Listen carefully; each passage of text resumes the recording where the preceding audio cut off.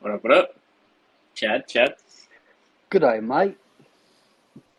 Chad, cow, grass. G'day, mate. How's things? Chad, you sounded just like just like Chris. I've been in Australia for about a month, a little over a month, and so I've been picking up on the lingo. What else That's do they good. say over there? Huh? So what else do they say over there that you've been picking up They have on? this weird obsession, and I don't understand why, but the Australians have a weird obsession about shortening every word. Right? You can't just say breakfast. You have to say brekkie. You can't say McDonald's. You Yeah. have to say Macca's. You can't say afternoon. You can have to say like ave, Arvo. like Arvo. ave, whatever they call it. Like just everything needs to be shortened for some fucking reason. It's economy of effort. I guess so. Very efficient. the I've never heard that afternoon one. I'm totally out of the loop on the afternoon thing. other funny, Yeah, it's just like, I'll do it in the Arvo. It's just simple. I'll do it in the afternoon. Gotcha. That one hasn't made it over here. Literally never heard it. one of the other funny things I kind of realize is that they have a tendency to constantly tell each other that everything's okay. Like every time you go talk to somebody, it's like just a minute, and then you always end it with like a no dramas, no worries, all good, mate, or like everything always has to be ended in some sort of like reaffirmation that everything's okay. Don't need to freak out. Yeah. We're like, what's the worst that can happen? She'll be right. It's all good. Should be all right. It is. It is a bit fast though. We always understate things as well. Generally. Got bit by a spider. Should be alright. I When I was in America, I went to Subway and I was asking for capsicum. They're like, what the hell is a capsicum? Have you come across that? Like peppers? No, that's it. That's the other very fascinating about Australia that I learned is that like the amount of biodiversity in Australia with foods, fruits, animals. Like there are animals out there that I went to go visit and I saw that like I've never even seen or ever heard about. And then there's just so much diversity in Australia. It's crazy.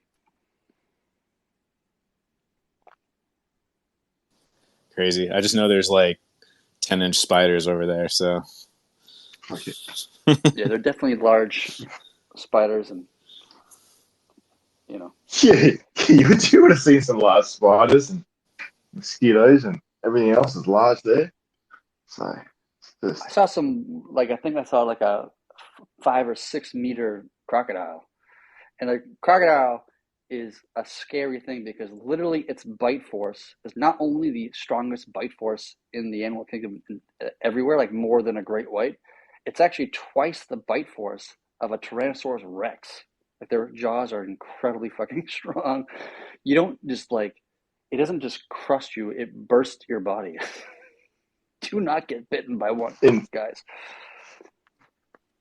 in Northern Australia, there was a big storm. And someone's house, like on the Esplanade, they had a pool in this house that was right by the water. After the storm, a crocodile was in the pool, in some person's pool.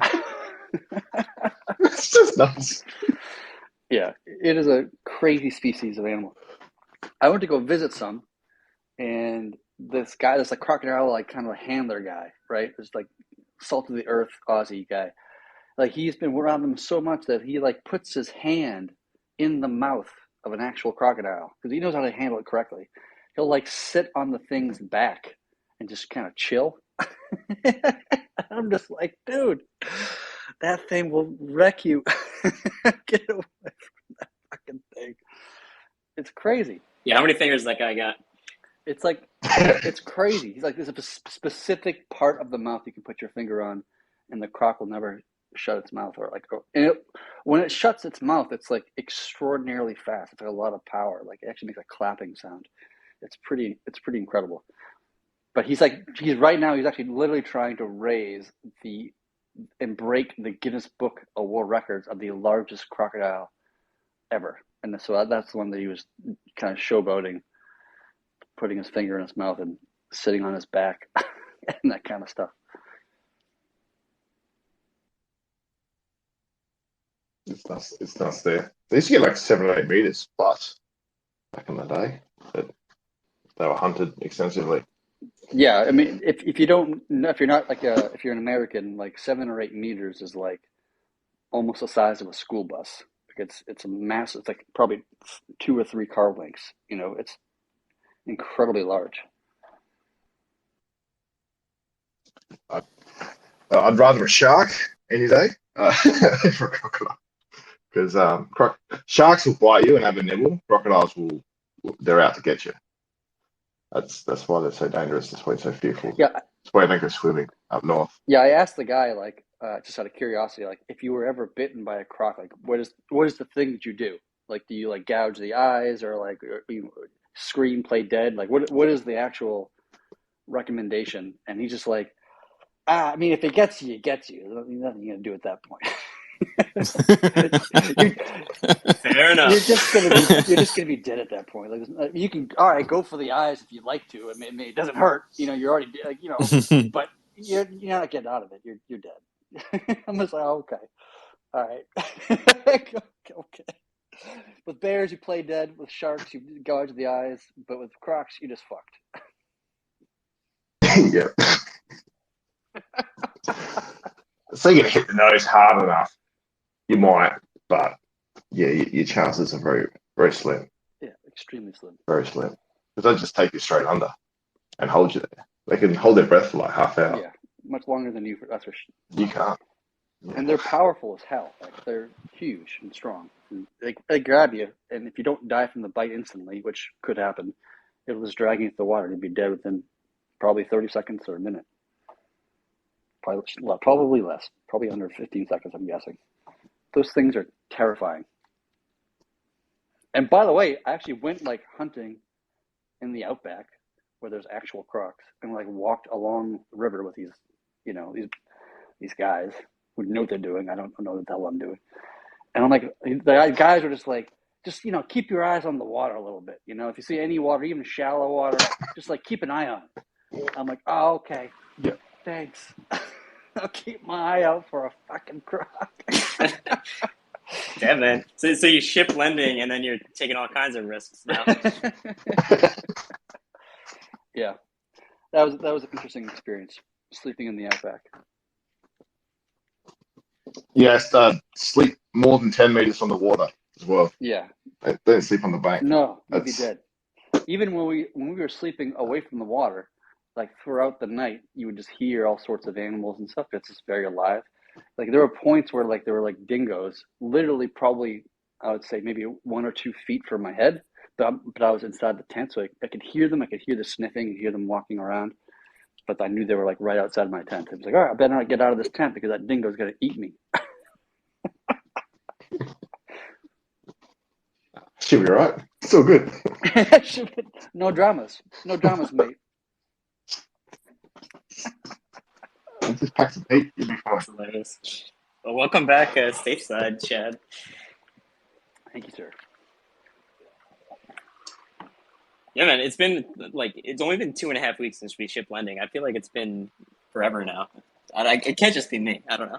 No, it's not just you. It's just like the DeFi just moves at the speed of light, so everything seems like it's going, you know, faster than reality is, or slower, I should say.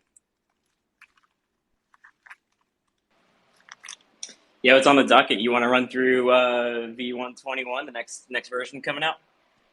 Yeah. So next version, which hopefully will come out within a week-ish, or right around there. And there's 2 primary features of this that I can remember, at least from the top of my head. Maybe if I look at the actual merge PR, I'd think of another one. But the 2 primary things is, one is for keygens to retry more quickly. So as people might have noticed, like, we're having some difficulties getting the keygen to be more smooth in terms of the churn process. And so what happens is, every 3 days, the network tries to do a churn and generate new keys. And if it fails to do so for whatever reason, it'll retry like basically every hour on the hour until it gets a successful key gen. And so the change is basically going to retry it instead of every hour, it'll retry every 5 minutes or 10 minutes, something like this. And so we'll increase the number of attempts, by about 5 or 6x or something like this, so that things go a little bit faster. That's one thing we've been trying to get through. The second thing is mostly around integrating streaming swaps into savers. So you enter and exit savers, you get a much lower fee. So the yield that you generate while you're a saver kind of stays in your pocket, in a matter of speaking. And the same thing for lending, so that you can stream open a loan for stream open or stream close a loan for lending.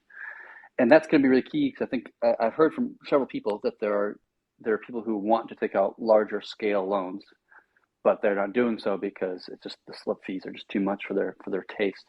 So once we get this all integrated and running, then I'm hoping that we'll start to see lending kick up a good amount.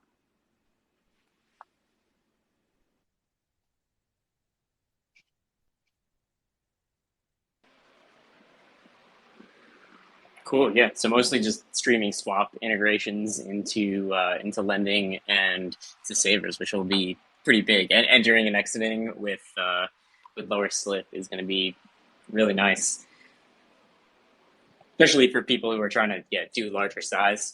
And I mean, we've seen just the success of streaming swaps across just like how much larger we can get swap sizes to be. So I think we'll probably see the same for savers ads and also just bigger loans being taken out. So I saw some big ones today, and I think there's been a couple moderate sized ones, but obviously no one's entering it with any kind of significant size just because of the amount of fees you got to pay.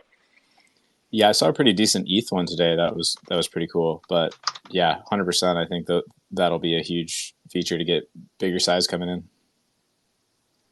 Yeah, I think somebody told me, and I'm obviously not going to say whom, but someone told me that they want to do like $1 million loan, and they're waiting for the streaming swaps integration with lending. Nice. How much burn is that? It's a lot. I mean, it's buying $1 million worth of ruin off the market and then burning it.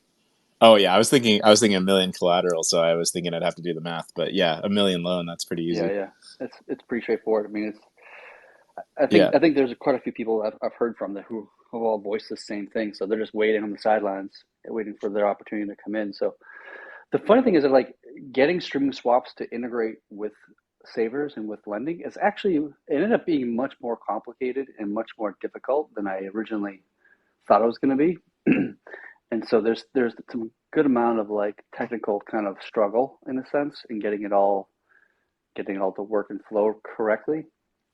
But I think we should be able to figure it out eventually. Yeah, is that just based on maybe partial fulfillments or pauses and accounting for all those types of scenarios where it's not instant fulfillment, or what actually adds all that complexity? Yeah, I mean that's part of it. And so whenever you don't want to get in a situation where you have this partial fulfillment where say you're paying off a loan and then you get your collateral back, but you only get half your collateral back and half the collateral stays in the loan, for example. If you do that, it gets kind of wacky and wonky and oh, you already paid it off, but you only got half your collateral, so then how do you get the rest of it? You pay it off again? It doesn't make any sense. And so it just creates these kind of rough scenarios and situations that we just kind of want to avoid. And so the best way to do that is to avoid the whole, partial fulfillments. And so by doing that, we can do things like changing the rules, the laws around synthetics and how they work, and changing the laws around TVL caps, and changing some these things. It's nothing significant or crazy, or even, in my opinion, doesn't even really need much of an ADR or even a community vote. It's insignificant enough that it doesn't really make a difference. But it just adds a lot of scenarios you got to compute for or to calculate for. But it wasn't just that. Like once I got into the actual source code to code it out, there's like the way that the places where the code is, you need to change. They're not like all in the same place, and the way that kind of like the way they interact with each other, it kind of gives you a limited. I'm doing a terrible job explaining this, but like it's a limited resources, like limited information. It just becomes really kind of like kind of kludgy and kind of not quite smooth. And so to get it all to be smooth was just being more difficult and than I would have guessed walking into it.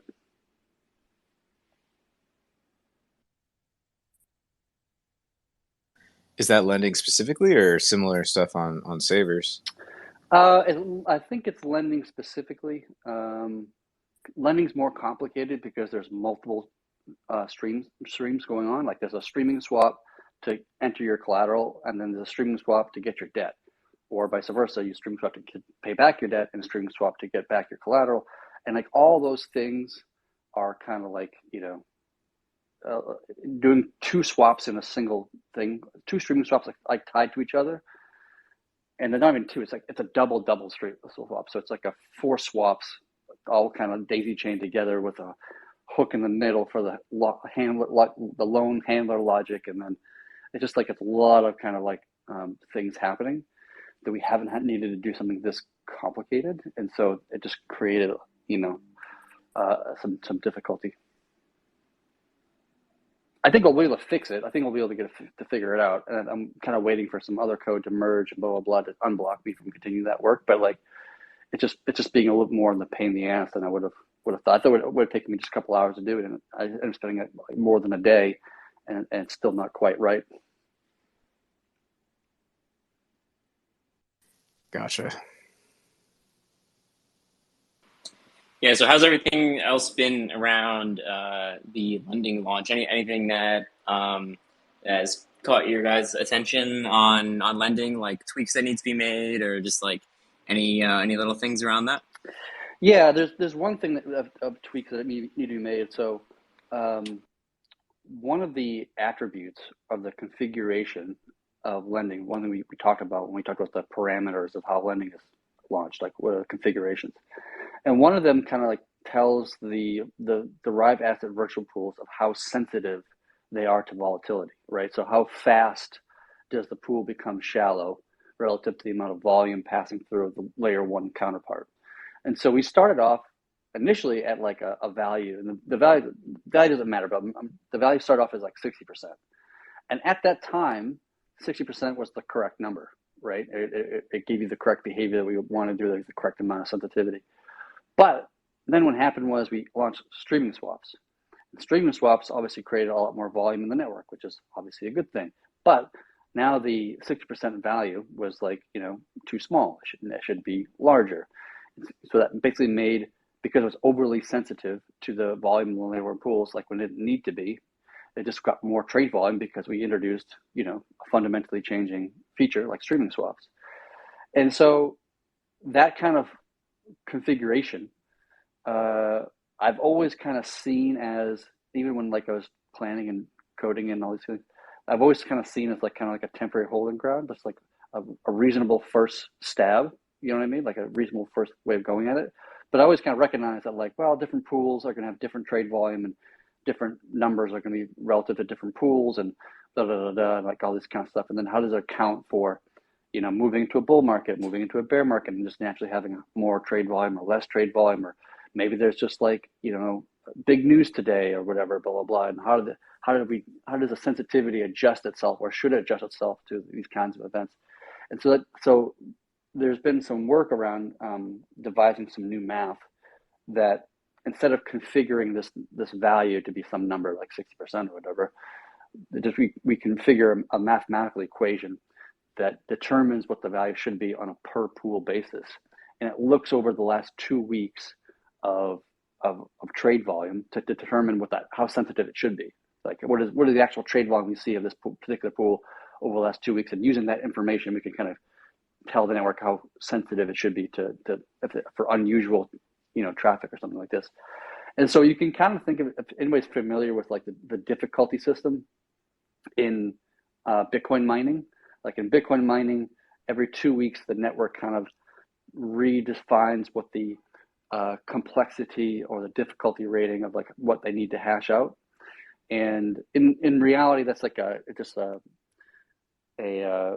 number. It's literally actually a number coded into 64 characters. But like it changes based upon how many people are mining, right? So the more hash rate, the more CPUs that are mining Bitcoin every kind of couple of weeks, Bitcoin kind of observes this and then makes the difficulty more difficult or easy, depending upon which direction that the hash rate goes. And it does that to maintain that every block is effectively 10 minutes. Because if we didn't do this, as you add more hash rate, Bitcoin's block wouldn't be 10 minutes, it'd be 10 minutes, then it'd be 9 minutes, then it'd be 8 minutes, because we're increasing the amount of number of CPUs and computational power. But you want to keep more of a static estimated, soft 10 minutes. And so it recalculates its mine difficulty every kind of couple of weeks to kind of maintain that 2-week kind of time frame. And so when you suddenly see a sudden change in the hash rate of Bitcoin, like we saw when China banned mining in 3 of its provinces, we saw the hash rate of Bitcoin basically just drop by like over 50%. And now all of a sudden blocks were no longer 10 minutes. They were now 15 or 20 minutes or something like this. And so it eventually kind of fixed itself after 2 weeks, but it kind of has this sensitivity to the hash rate of Bitcoin. And so we are effectively doing something similar, but instead of looking at the hash rate of a coin or a network, whatever, we're looking at the volume of a particular pool, and then we're adjusting that kind of sensitivity to make it more difficult or more easy, depending upon how that changes. So if you do have a crazy day and the SEC announces they just did a Bitcoin ETF and trade volume increases like crazy amount, everybody's buying Bitcoin or whatever, right? You don't want that sensitivity to be like immediate, because maybe that's an attack. Actually, maybe it's something natural. Who knows? You want them to be kind of like delayed, and so the number of that I thought was a reasonable first stab at it would be effectively 2 weeks. We can know at any 2-week time frame, what is the reasonable amount of trade volume we'll see in this particular pool. We can look averaging it out or take the median out over the last 2 weeks. So that's one configuration change that I'd like to see made at some point in the future, if that makes sense.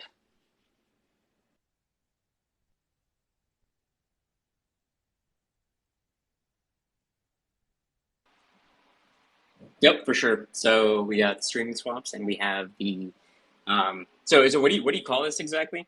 Like it's not really a difficulty adjustment, but it's a similar concept. Yeah, the Mimir is called the max anchor slip. I think that's what it's called. Max pool anchor slip or something like this. Yeah, it's called the max anchor slip, I guess.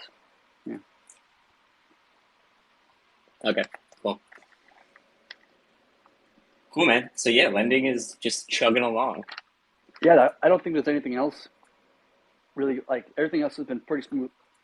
Like there were a few bugs we kind of fixed in the first couple of weeks, minor bugs around the quotes on point and this kind of stuff. Nothing too crazy. And I think in about 2 more weeks, or 1 week or 2 weeks, whatever it is, that the first loans will be able to close their loans, right? Because there's a 30-day minimum maturity of a loan before it can be closed.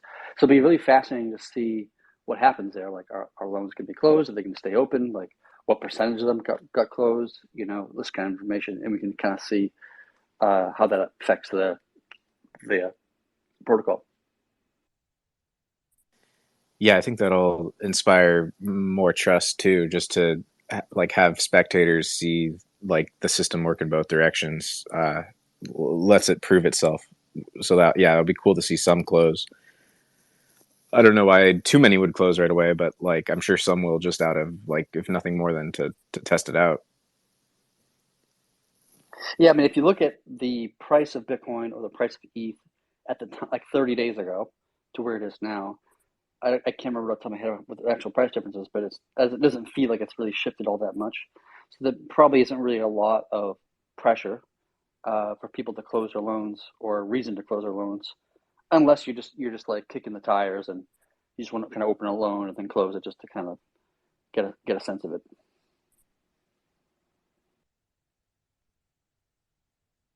Yep, for sure. So other than that, BSC launch, which should be happening like pretty imminently. So what's the whole process around this? So the next churn, the vaults get created, and then the launch actually gets kicked off probably like this weekendish. Yeah, pretty much. We have to wait for a churn so that everything can be created correctly and all that kind of stuff, which I think is already configured to go, if I'm not mistaken, if I remember correctly. And then once that happens, somebody has to create the pool, which I'm assuming that'll be the treasury or maybe some random person in the community, doesn't matter who. And then we're off to the races, and people can start adding liquidity and start trading and all that kind of stuff.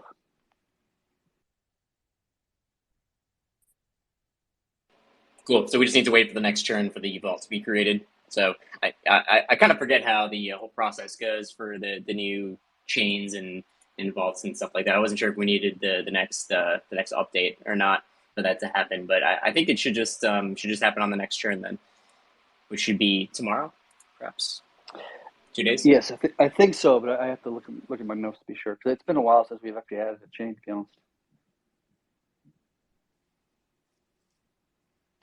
It's true. The last one we added was what, AVAX, I think. Yeah. a year ago. Yeah. I'm very fascinated to see Wow. how BSC works, like in terms of like adoption, because on the one hand, you have a chain that's like economically, it's very large, right? It's like the second largest chain economically, and for like, well, I guess third if you call it, if you can include Bitcoin, but like from a EVM perspective, it's the second largest, right? By a good margin too. And so you would naturally think that a chain with a lot of volume and trades and liquidity, all that kind of stuff, would be a good one to add. And in theory, I guess it could be. But like I think what I've recognized through adding many chains over the last couple of years, or a few chains more regularly, it's like just because something is an economic powerhouse doesn't necessarily mean that any liquidity is coming towards THORChain. And it's always super helpful to have members of that community come forward and do some cross marketing and getting the people behind the other project to kind of tell their community about it and get them hyped for it, and get our community hyped on their project, and do it more together. And like that's partially why Terra was so successful as a chain that we launched, and it had wide adoption. We had 100 million in the pools, of the Terra pools in total, I think it was, and in a relatively short period of time, because of that kind of working together. Versus when we add something like Doge, or we add something like AVAX, or we add something like BSC, and there's not really much cross pollination happening between the two ecosystems. They tend to be a little bit more stale.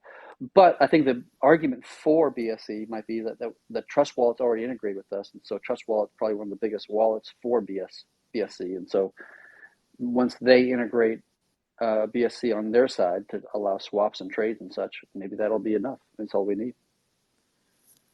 Yeah, I definitely think in a perfect world, the cross pollination is obviously key. But on the other side, like just looking at DEX volume by chain on DeFi Llama, I mean, BSC is number 2 to Ethereum. So that's pretty freaking huge. And then, coming out with like DexAg right out the gate on that. And already, like you said, having like Trust Wallet, already having BSC ties and all of that. So I'm pretty excited about it. I think it could be hopefully, bigger than, let's say, AVAX. Not that that's doesn't have any potential for the future, but like hopefully it comes out the gate stronger. Yeah, it might. It's kind of hard to tell, right? It's almost impossible to predict these kind of things. But the problem, well, one of the things we have to be concerned about is that like AVAX as a chain is not that complicated in terms of its like computational resources. BSC is actually quite large. Like each of these things are like lots of, like you need like 8 or 10 terabytes of space, which is a lot. Number of CPUs, number of like memories is a lot, and it's probably about $1,000 per month to run one of these full nodes for BSC, which is by far the most expensive one that we have currently. And so there's additional cost to the operators to run that thing. And now that Rune's price is better than it was when we were talking about BSC, like last time we talked about BSC, I think we were around $1, a little under $1. And so we would have needed the trade volume of the BNB chain, the current BNB chain, which is like the third largest contributing economically to THORChain. We would need to be about the same trade volume in order to generate enough revenue to just make it neutral for the operators. And the BNB chain, in terms of depth, it was relatively deep to the other chains, other pools and chains of the network. So we didn't even have the space to get the BSC pools to be deep enough to support large enough trades. Now that's kind of changed somewhat with streaming swaps. Right now that we have that launch, it kind of changes the equation to some degree. But if we can't, I'm hoping that BSC will surpass BNB in terms of trade volume and pool depth. I think that's my hope, but we won't really know until we wait and see.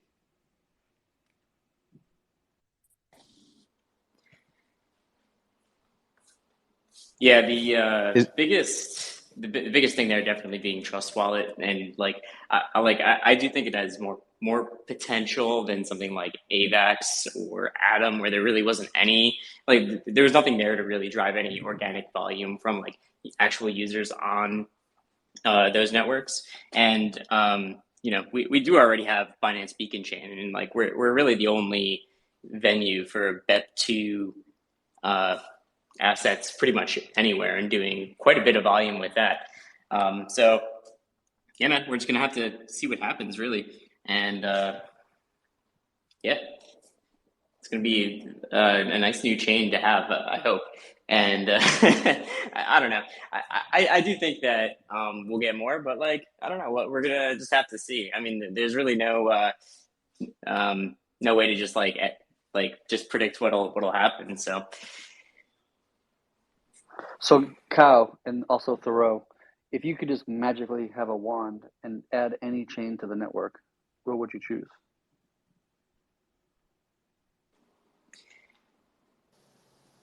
I would actually, some might disagree with this, but and maybe now is not the right time for it, but I think Solana will be important. And I think Solana is very detached because it's like not just another EVM and all of that. So I find that just in my own personal, like using of THORChain, using occasionally bridges, and very avoidantly using centralized exchanges, that's where I get stuck all the time, is like trying to go from like anything THORChain supports to random tokens on Solana. I get stuck there all the time, and I really hate using, like, I just, every time I try to use those bridges, I'm just like, oh my god, this is like the worst experience ever, and I'm just gonna give up. So that would actually be my vote. yeah, if I could wave the wand, I mean, I got two. Definitely Solana. I'm totally agreeing with that take, and hopefully that could happen with like a light client or something like that. I think Pluto said before there's some potential there, but we'll have to see. I think we'll need to update TSS for that as well, right, Chad? So that would Yes. seem to be a ways out. Well, okay. So maybe there's three then. There's also obviously like Monero and like ring signatures, which is like, completely like something that no one else can do, which is obviously like big in its own right. And then third being Base. Coinbase is Optimism Stack L2 on Ethereum. I do see Coinbase just pulling in a lot of liquidity, and obviously we want to be wherever the liquidity is, and we already have not connections, but we're like we have a lot of Binance liquidity. We could pull in a lot of Coinbase liquidity as well, and we can kind of be this like middle connective layer between all these different stacks of like really where the liquidity is, and that's kind of where I see THORChain sitting. So it's like if we did have like a Ethereum L2, I mean, Base seems like a top contender, just because of the amount of activity and liquidity it can be, and just being able to be this like DeFi in the middle of all of the more centralized exchanges, and being like a layer of connective tissue there. What do you guys think about those choices? Well, I'll break them each down. So for Solana, it's an interesting one for sure, and it's a very complicated one. I think you mentioned it's a EDDSA system, so which we don't actually support the EDDSA yet on the social signatures yet, which is something I would like to remedy. But it's also very, like, those nodes are massive, like super, like 256 gigabytes of RAM, like just ultra massive. So it would be quite a lot of work for not just for the devs, but also for the node operators to put together the resources, especially now that we have, a good amount of the nodes are now on bare metal, which is great. But to get their nodes to expand to support something like Solana would be, quite a large amount of time and effort and money for the nodes to do so. So they definitely need a large amount of time to prepare themselves. On the other hand, like, I mean, I had some common friends with Anatoly, and so maybe I could arrange a sort of meeting, and maybe I'll try to do that just for the giggles of it, and just to kind of get like a temperature read from Anatoly about how open are they to interfacing with THORChain, because like they do have their bridging system, like Chad was talking about, and I feel like with AVAX they have their own bridging system as well, and they're pretty content with it, even though I can make valid arguments of why they shouldn't be, but they're quite happy and content with it, and they may not want to support like a native swaps across chains because they've doubled down on their own kind of situation with the wrapped assets and this kind of thing, and their trusted bridges and all this kind of stuff. So I'd be curious to know how open or how interested the Solana community would be. I can try to reach out to some people, but like, if they're down and they're like really excited about it, for me that would be a game changer. Like, I would be totally down to doing it myself. Would take a lot of work to get there. We have to make some changes to TSS. We make some changes to the infrastructure. Like, it would not be a small amount of work by any stretch. And even we have to build an entire new chain client, not a fork or something else, be a completely new chain client, which would be also a lot of work as well. So it would not be a cheap thing at all.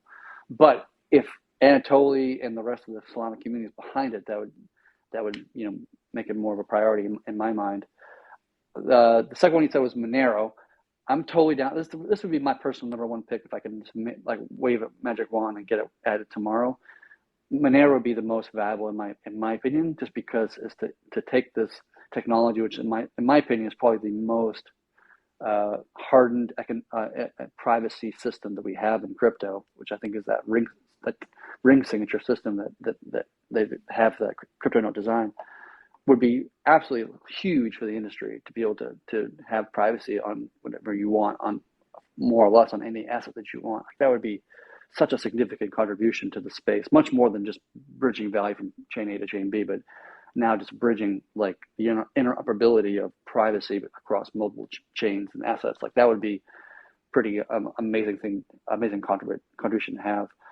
Base, on the other hand, like, I don't know, I have mixed feelings about Base. Like, there are some L2s we can add. Like, I think, Polygon's one that comes to mind, for example. There's a lot of liquidity there, and I know the Polygon team has an interest in getting THORChain added, so there's a little bit kind of cross-pollination going on with that one.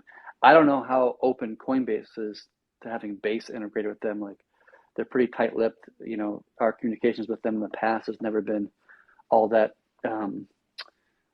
friendly. Not like it's adversarial or anything like this, but just not that welcoming in some sense. And so I'm not really sure how open they would be to integrating with us. But I'd be obviously totally open to have that conversation with whomever on the Coinbase side of things.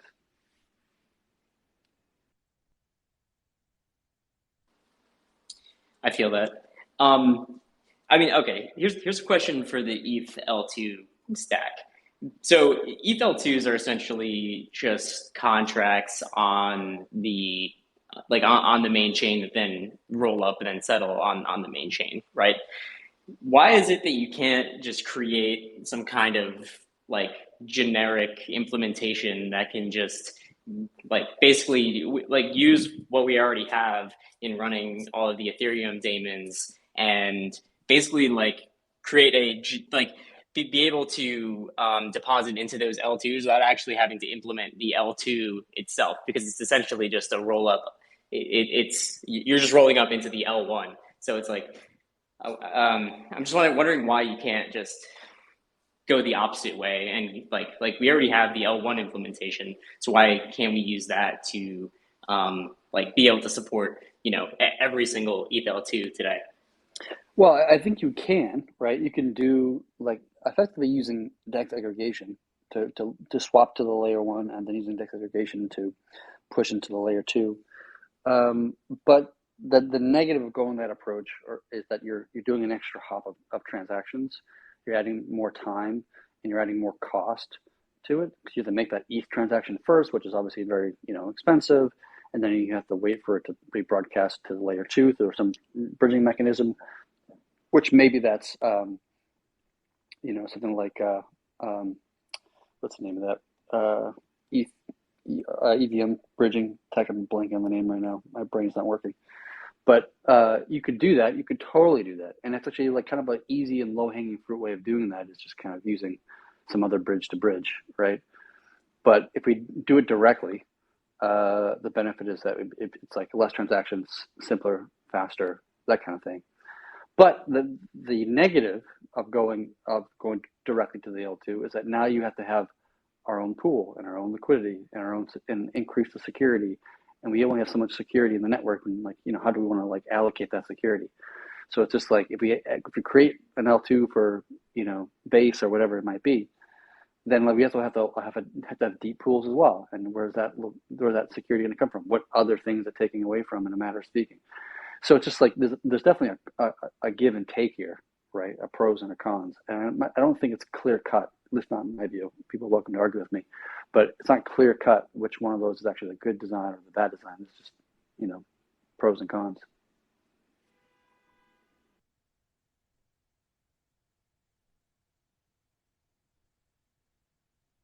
Yeah. Also, it's something else I've been thinking about with regards to new chains. So now that we have lending, which is essentially shorting major assets that are not Rune, I'm wondering if it makes sense to actually implement some of the largest market cap coins, something like Ripple or something like that, because in the past, obviously we want to implement coins that are that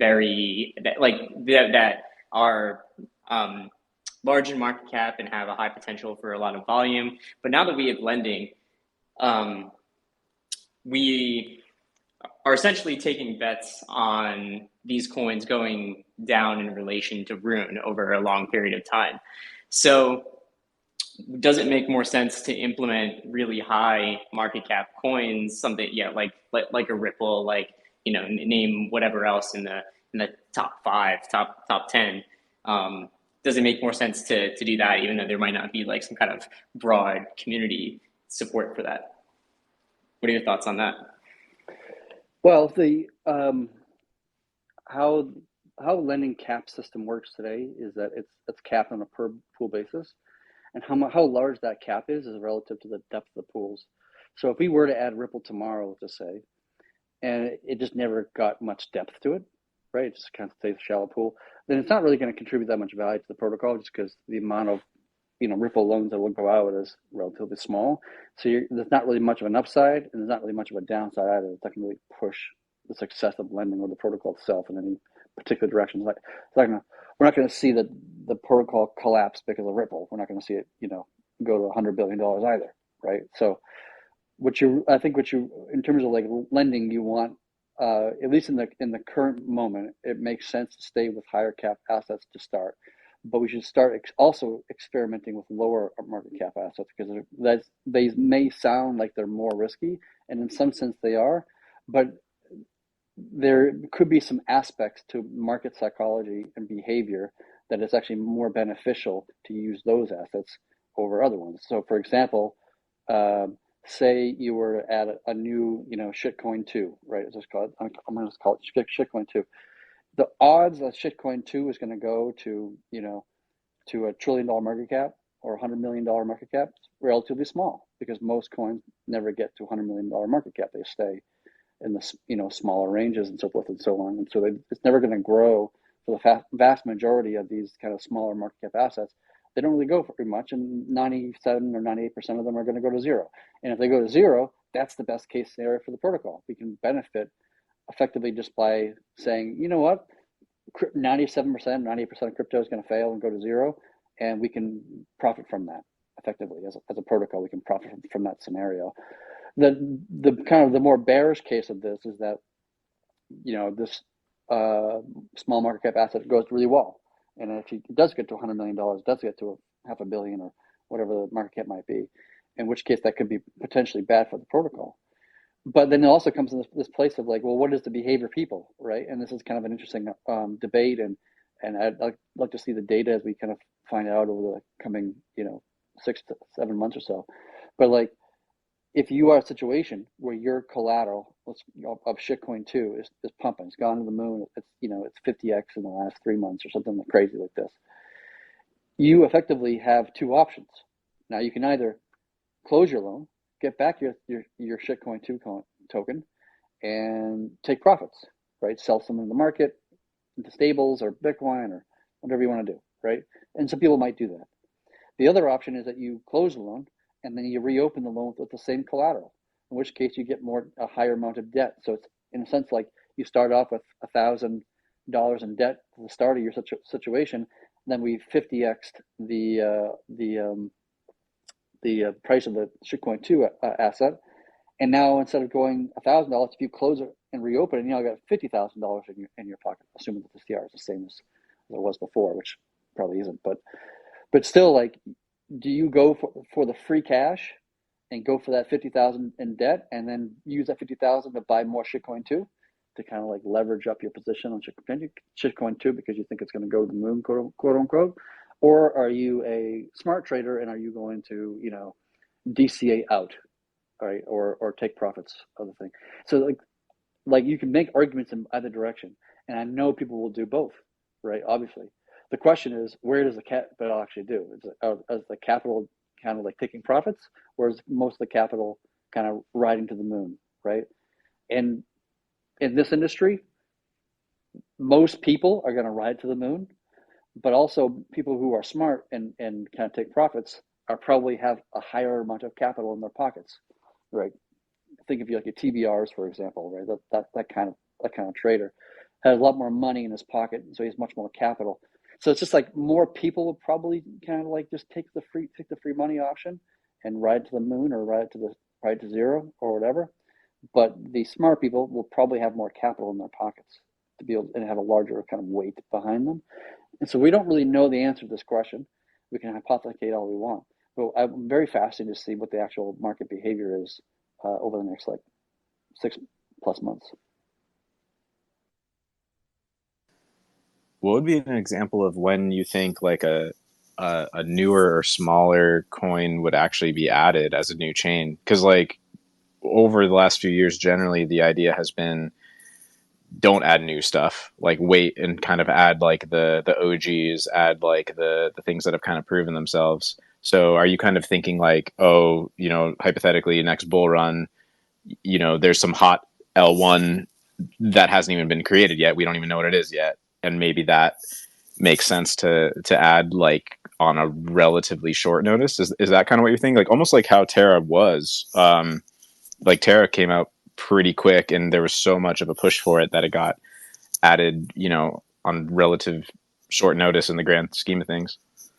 Yeah, that's a good question. I think there's always going to be pressure from the community to add the new hotness thing, and whether that's Solana, or that's Terra, whether it's AVAX, whether it's some new thing coming out, what's it called, SEI, or whatever. Like there's always going to be some new hotness that everybody thinks is like the next big thing, crypto, and majority of times it's nowhere close to that. And so, but it's just up to the community to decide which ones they do and don't want to add. My general feeling personally, and for most cases, is like let it survive a full cycle, a bull market and a bear market. If it's still around and there's still demand, for it, then I'd say go for it. But at that point, the market cap of that asset will probably be it won't be that small of a market cap, to be honest. Right. By that point, it's not really small. Yeah, pretty much. Yeah, I just don't see it happening personally. Like looking at how long it even takes to get BSC online, which is like that vote was what was it? Was it a year ago? It might have been over a year ago at this point. Like I just don't see it ever happening where we start going for like these like shiny brand new chains at least at like the current pace of things. And obviously that's because like there's so many other priorities, and maybe that changes one day where it's like, all right, all the major features are shipped, we're ossified, and now it's just like, oh well, what chains do we add? Yeah, I mean that also was the economics for node operators during a bear market, right? Because before that, there were talks of like 20 chains in 1 year sort of thing, right? So who knows, like maybe there's a time where it makes sense to go into back to chain launching season. We could add like non-gas assets, like, for example, maybe there's a push to add like GMX, right, as a open loans for GMX. Theoretically, we could do this. Whether we want to or not is obviously a debatable topic, but it doesn't have to be a new chain. It could just be a new asset within an existing chain too. Right, right. Yeah, for the lending perspective, especially, or savers. Right. For swaps, it's less interesting, just if there's like already relatively straightforward paths to getting there. Yep. Yep.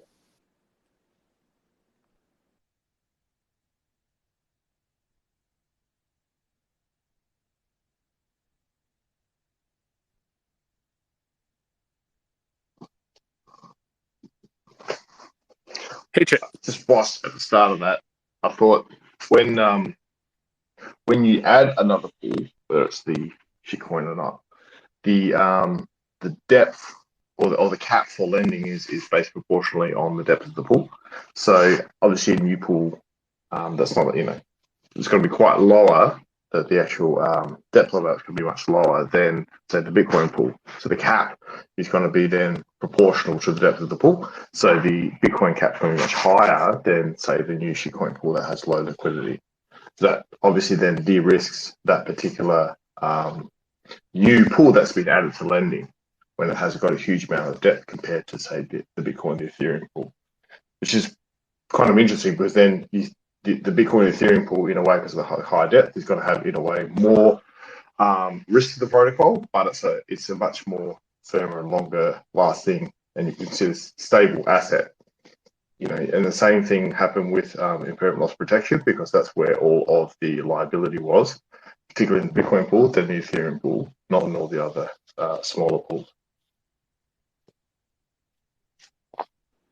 Yeah. Just at that point.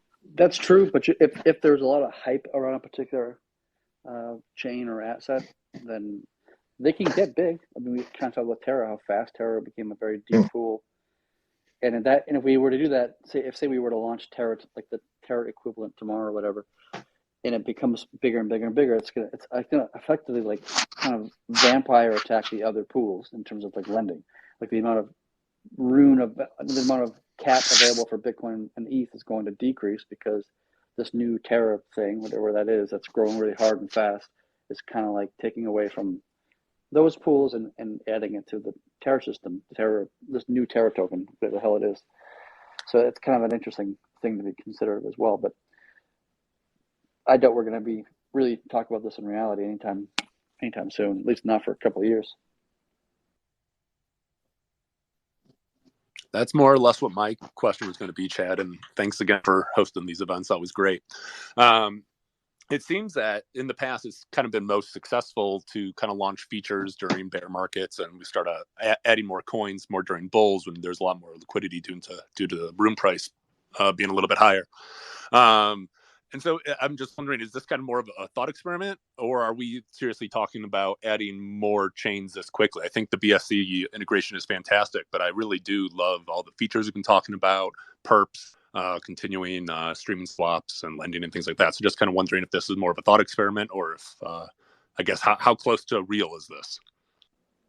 I mean, in my viewpoint, in my 2 cents, it's more of a thought experiment than anything else.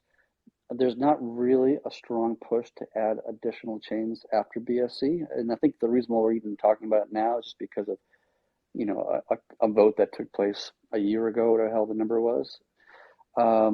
It's not really great to add new chains during the bear markets, as you kind of mentioned a moment ago, and I think this time is probably better suited for focusing on core functionality and kind of ironing out the bugs or the rough edges of new features like streaming swaps or lending and this kind of thing, so that when we get to the bull market, we have all these powerful new features that can really contribute a lot of significant value to the industry, and they're just kind of ready to go, and they're already battle hardened to some degree, and kind of have a good faith that they're pretty strong and ironclad for the most part.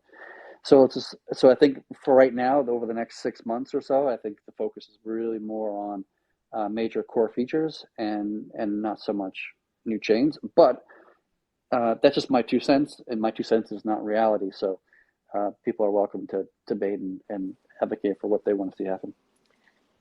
Yeah, we'll definitely be up to the community, but I tend to agree with your thought process. So thank you very much. What would your answer be for the magic wand question, Fox? Oh, that's a hard one. Honestly, it would probably be a Haven, a Monero, something privacy focused. But after that, I really do think in a long enough time frame, having some of our friendly forks start experimenting with other coins and letting THORChain really harden. Eventually, there will come a time where there doesn't have to be a next chain, or at least wait until another chain has really proven itself. So I'm not rushing into anything personally, but yeah, definitely up to the community. Yeah, I think I'm totally agreed with that.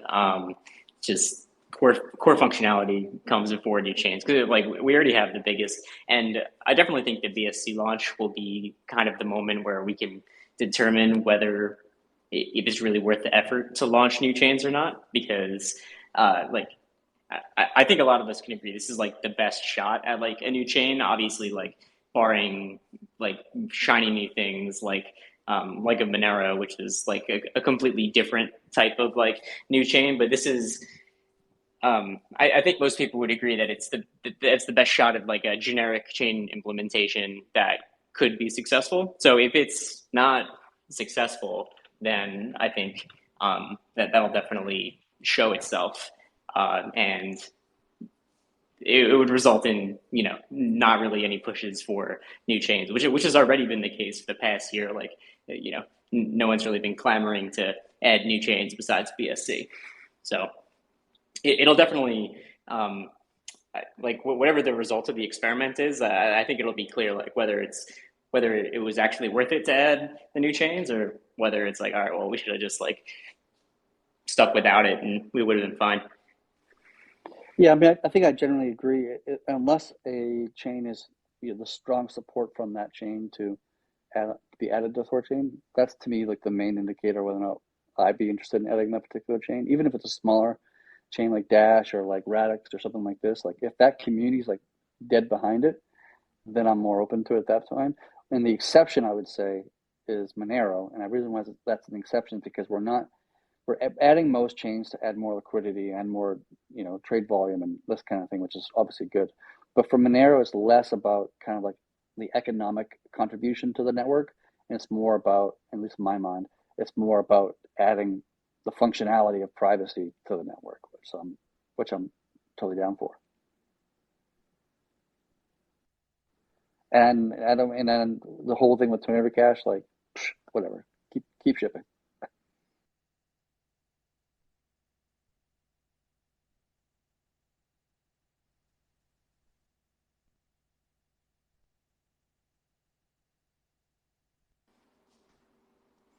Cool. Any other major topics that you guys want to cover today? I think the next major feature that is fairly close, which will be the following release, probably in version 1.22, maybe 1.23, it might get pushed back, but 1.22 is this concept of memoless transactions, which I think I'm getting more and more bullish on.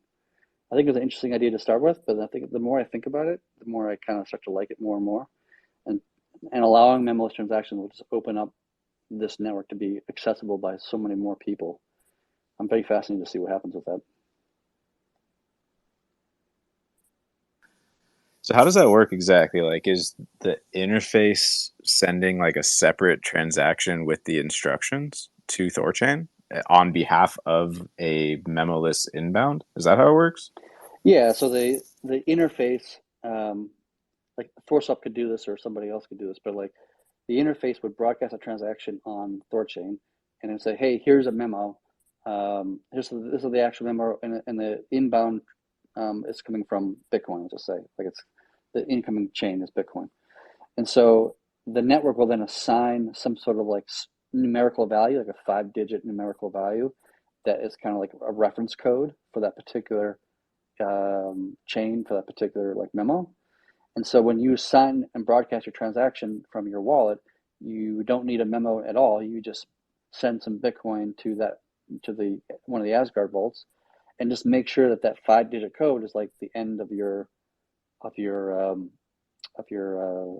amount that you're sending to the network. So if you want to send 1 Bitcoin, you wouldn't send exactly 1 Bitcoin. You send 1.000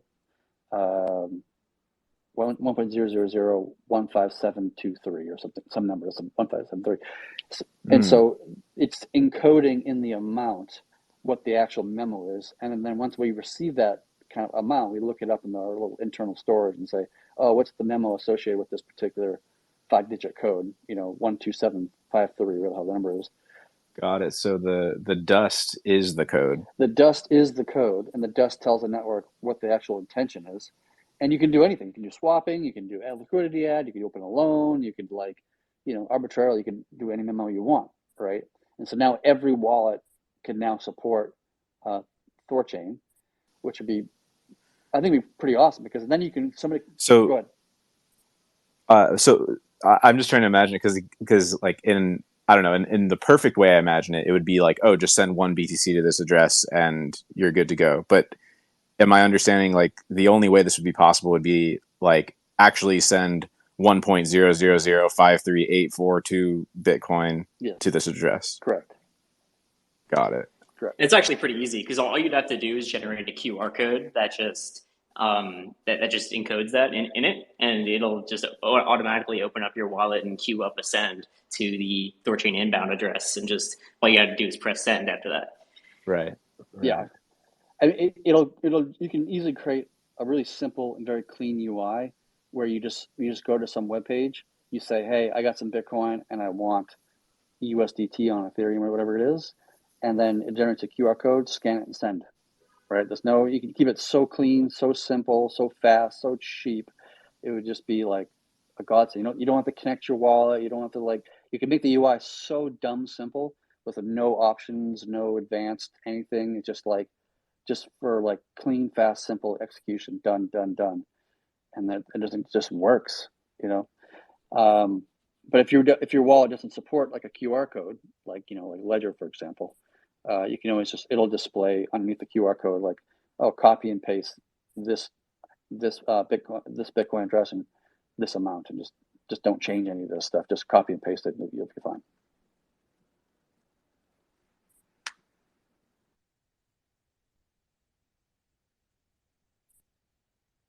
Yeah, it's really interesting. I'm still getting my head around this idea and thinking through all the different ways of kind of packaging it up, but it's really fascinating. Yeah, I was talking to THORChain Bull about building a UI that basically does this to garner as much support and trade volume to the network as possible by making a very simple, dumb UI that you can just easily trade so fast and so cheap. But the community, I got some feedback from the community that some people feel, and I'd be interested to hear what you all on the speakership here would think as well, because I'm just curious to have an open and honest conversation. There was some pushback from the community that me as a core dev should not get involved in building any kind of UI whatsoever, and that I should stay, I don't know, maybe neutral is the right word or whatever. What do you guys think? Yeah, that was a thought that crossed my mind, because I just remember, I believe you or others saying that that it would be a good idea to keep the core protocol separate from the interfaces. That was kind of an idea that was always floating around our space, right? So I don't know if I have a personal opinion necessarily, but it was more of surprise, just kind of to hear that those lines could potentially blur. But yeah, I don't know. Thinking about it, I don't know, your personal risk comes to mind for sure. Things like that. Yeah, I mean, I think you should just do what you want, Chad. I don't think that there's really any kind of line, because it's not like you hold any kind of undue influence over the protocol. You're just the dev, and you hold the will of the nodes in favor, right? And it's not like you're creating some kind of canonical interface. It's just your interface. Like I could make my own interface and launch it, and that doesn't really change anything, right? You still have to garner adoption, you have to provide support, and it's no small task to do. But obviously, like you really should take your own personal risk into consideration, because front ends are the most likely to, be targets of, some kind of regulatory action, or even just providing a bad user experience, like some kind of bug that loses users funds. Like, you don't want to be responsible for something like that. So yeah, those are just my 2 cents. You just, do what you're going to do, but just be careful. I just think it depends on how you label it. If you just have an independent, I don't think it'll be a problem. But if you say THORChain's official interface, that's probably not the best, which I'm sure you won't do. No. Asgard X was. Sorry, go on. No, go ahead. Sorry, I interrupted you. Well, so Asgard X, I think Asgard.exchange was the official one, and then Asgard X as well for MCCN launch. But that's now, it was kind of like half separated, but quite official, unofficial, and now it's separated as well. So if you have something like that that's separated, it's got some different branding, labeling. I think it's fine, and then you support that. You could say you support the development of that. I guess you support the development of all interfaces in a way, with directly as well, through providing assistance on how they get built, even though you're not directly on the team. So I don't think there's any issue with it. It's just being smart about how it gets done. Yeah, for sure, it wouldn't be as Cow said, like it wouldn't become the canonical UI, like the official UI of THORChain or anything like this. It would just be independent UI that would independently be launching, and and that kind of thing.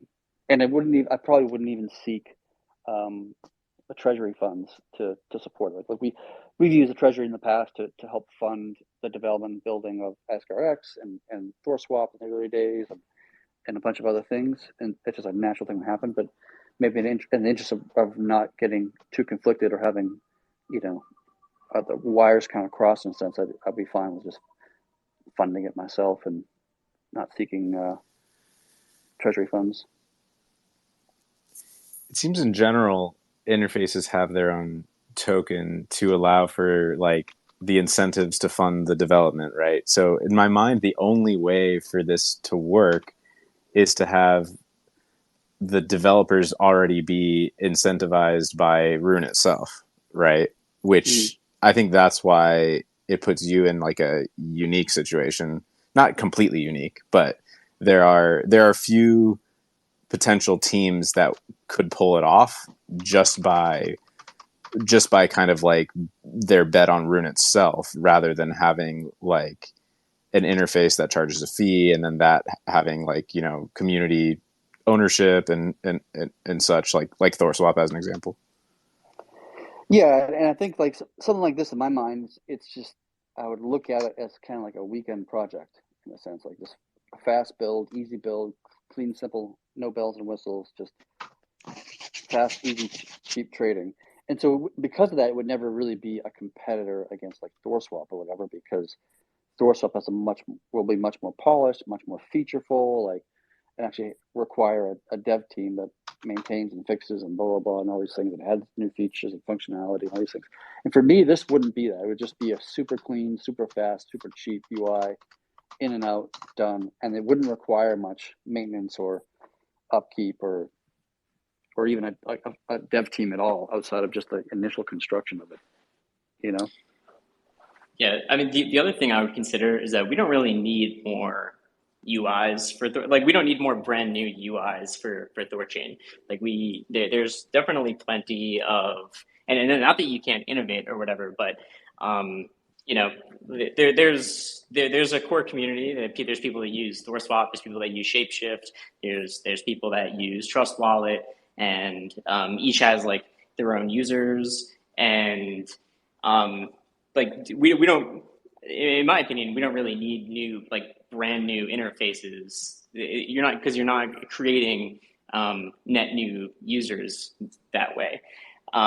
Like the real value add is getting existing interfaces that have a lot of users and funneling volume through that. So it's like essentially by creating like a brand new interface is just like reallocating existing users from like one interface and saying like, oh well, I can pay less fees on Chad swap, so I'm just going to do that instead of supporting THORSwap or giving a donation to Shapeshift or something like that in the process. So like I do totally understand like what it is you're trying to build, but like also just like thinking about like what the actual value add is for the ecosystem is important too. Like we already have like an AsgardX, which has low fees, completely open source, and we already have all these really great community built interfaces too. So just another thing to consider. Yeah, I think my motivation and THORChain Bull's motivation to do something like this is just to create a super easy and cheap UI, right? So people can trade very cheaply if they want to, and not take out a bunch of basis points from their trade. And the reason why we like the idea of that is because if you do that, then the trades become even cheaper, which in theory should make the volume increase, which I think both THORChain and Bull and myself are not really interested or even attempting to make any money from something like this. It's just there to help garner more volume into the network itself. Right. But who does that undercut? It undercuts community UIs like THORSwap, Right. like Shapeshift, like et cetera, et cetera. Yeah, but that's just like, to me, that's just the free market doing what the free market does, right? It is, but again, it can only be done by people with fat rune bags, right? Well, no, I wouldn't agree with that, because I think in this particular instance with this kind of UI, because it's so simple and clean and non-complex and non-featureful and all these things, you don't actually need to fund it, because you can Right. build It can be like a public good essentially. Yeah, public. That's exactly what it is. It's just public good. THORSwap, because what it's trying to do is create this really advanced swapping interface where you've got like DEX aggregation, and you've got all these functionalities, and like you can do a streaming swap or not a streaming swap, and you can do lending and borrowing, and you can do all these other, which is all those things are like awesome. And THORSwap does a great job of that. This is just more like clean and simple, done out the door, and then it's just basically going to be ossified code at that point for the most part, unless there's some sort of backwards incompatible breaking change that occurs some point in the future of THORChain, which probably is not going to happen, to be honest. And like everything, all the code that I would write, and this has been true for most of my adult life, whenever possible, is all open source and MIT license. And so anybody can take this and put a new skin on it, a new domain, and relaunch it under, and then apply their own basis point. They want to apply a 30 basis point to that, then have at it. It's all free and open source. Did Ayo have some comments? Yeah, sorry, 1 second. I'm gonna have. It's a completely different. Completely different change of subject. And I'm probably gonna have to go after I ask this question, so I'll listen to the response on the recording. But oh wait, first of all, can you guys hear me? Yep. Okay, great. So, yeah, sorry to change the subject. I was just daydreaming the other day, and I just wanted to know if something like this is possible. It's about THORChain or Thor likes, something else using the kind of THORChain security. So basically, I read a tweet the other day that was like, oh yeah, the thing I think of THORChain as is just solving the decentralized custodial problem. I was like, oh, I agree with that. And then like maybe the second thing it does is swaps. And like, it's a bunch of liquidity pools that are securely custodied. That's kind of like one way of looking at it. So I was thinking, So I am a like Bitcoin worrier when it comes to the transactions, like supporting the security over time. And I'm also like a Bitcoin worrier when it comes to privacy. And I was saying, if these THORChains or Thor likes are, a bunch of liquidity pools, and it's the protocol just facilitates transactions, and coin joins are just like transactions that are done in a certain way. Is it possible, like, is it feasible that there could be like some Thor like one day that is this like outside pool vending machine that just says, hey, we'll mix, or we'll hold a tornado cash where you can get a receipt for you, and it's just for Bitcoin? Like, is that a feasible thing? Anyways, that was my question. Sorry to change the subject. Is it feasible? Yes, that is feasible. We could, in theory, build a coin join to some regard, but you probably couldn't do it with the layer ones. And the reason why that is because you can't obscure the information of like inbounds and outbounds of the layer ones, like of the Bitcoin and ETH. It's a little bit easier if it's a native asset to THORChain. So if you were to like swap to a synthetic or a derived asset, something like this, and then do a coin join within that would probably be easier to execute, in my opinion. But coin joins and that kind of stuff is very difficult to do. And even if you do it well, it doesn't give you as much privacy as you would like. Like, it would give you enough privacy to obscure a transaction from, a hot dog stand on the street, but it wouldn't probably give you enough protection against like government agencies or like chain analysis companies and this kind of stuff.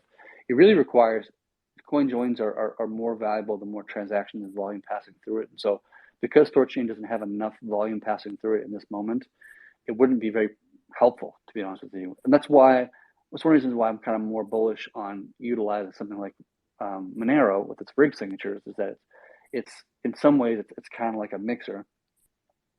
Although I don't think it's technically true, but it's somewhat similar.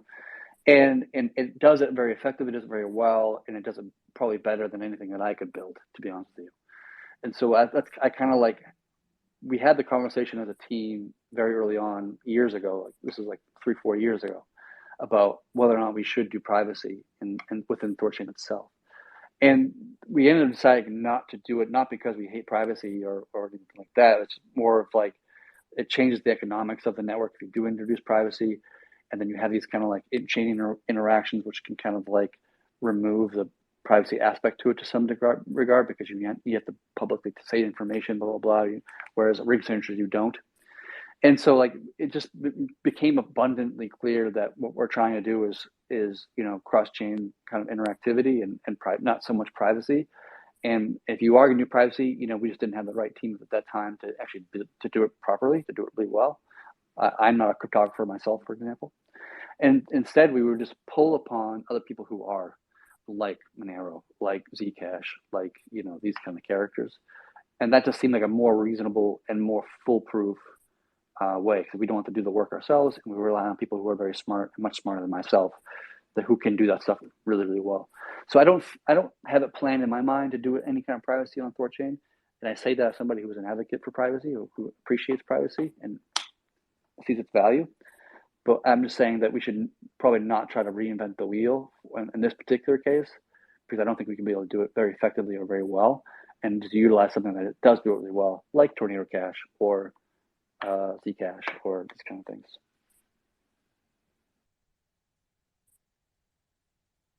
All right, great, thanks. Oh, I guess I would want to quickly say, whether or not THORChain would do something like that, I was mostly wondering if it's feasible, because one of the things, like I said, I worry about is the transaction fees supporting Bitcoin in the future. So I thought, if there's this Thor-like on the side that is constantly doing something, constantly doing transactions to mix around, I just thought that kind of worked well with dealing with privacy and having, transaction fees go up. It's got to go. Thanks. Thanks for your question. Real quick, I can't be the only one that thinks that AO sounds like Eric Voorhees. Am I, wrong?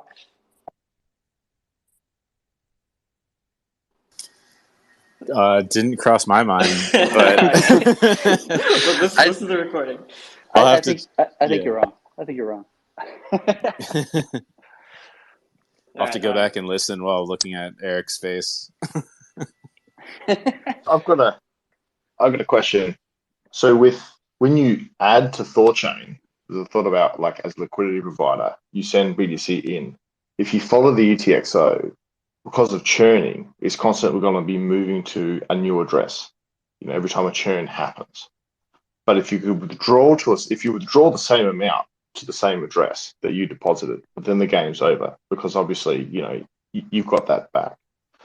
But if you could withdraw somehow or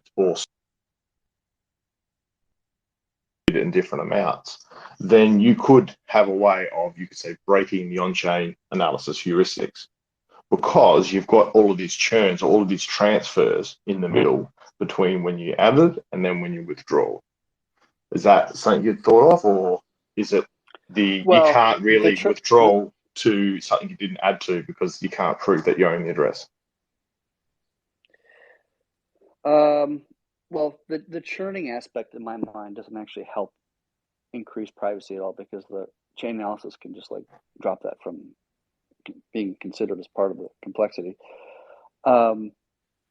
Yeah, it really all depends on the actual inbound and outbound volume. That the more of that's happening, basically the more privacy you get. So there's a correlational relationship there, which I'm not sure if that's linear or exponential or what the actual relationship actually is.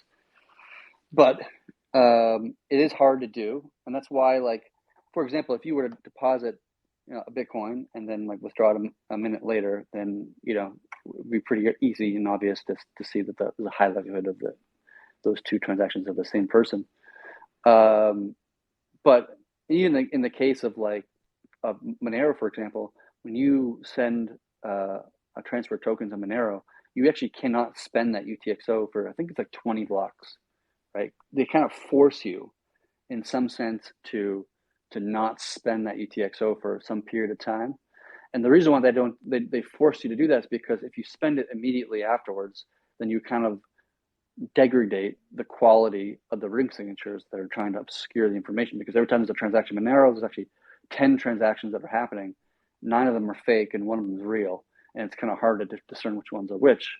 But if you make a transaction and then do another one like a moment later, then you can kind of say, well, instead of there being 10 transactions, 1's real, 9 are fake. Now there's 10 transactions, 1's real, and 8 are fake because it's kind of easy to tell which ones are which. And so that kind of like degrades the quality of the privacy, from my understanding. So it's not so much the churns that matter; it's really just the throughput. And in my opinion, we're not really close to a point of high enough throughput on THORChain that we could build an effective or a high quality mixer, in my opinion. But maybe I'm wrong about that. I'm not a cryptography expert. I'd be happy to learn more if from the community or others who know more about this topic than I do. But I'm open to discussing this downstream, maybe one day. But for right now, it doesn't seem like it's all that viable. Yeah, I think for any listen, even like Samurai and stuff like that, whatever you do, you need enough volume to break the heuristic. Because if you're like a 0.1% of the transactions of UTXOs that do that, it doesn't really have an effect. You're trying to really stuff with the heuristics enough that it's no longer valid. That's my understanding. Right. That's correct.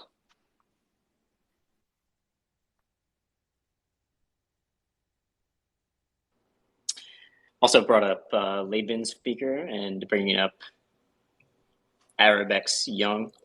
Sure. Can you hear me? Yep. Hey, yeah. Since we're talking about privacy and also throwing around NextChain, and you threw around Zcash, obviously Monero, it sounds like it's been determined as too, a little bit complicated, not straightforward. But for Zcash, my understanding is that you would only have to integrate the transparent chain. And then obviously we have this support of the community, and that we had Zuko was on one of the spaces. I mean, is that right, that it would be a fairly straightforward integration if we just did the transparent chain? In theory, yes. We've looked at that in the past. The problem we ran into, if my memory serves me correctly, is that when we did the Bitcoin chain integration, it utilizes a series of Bitcoin, libraries that we pull upon to be able to do what it is that we do. And there either isn't a equivalent or a fork of that library for Zcash, or there is one and it's not as featureful, or it's an older fork, and they haven't pulled from the upstream in a good amount of time.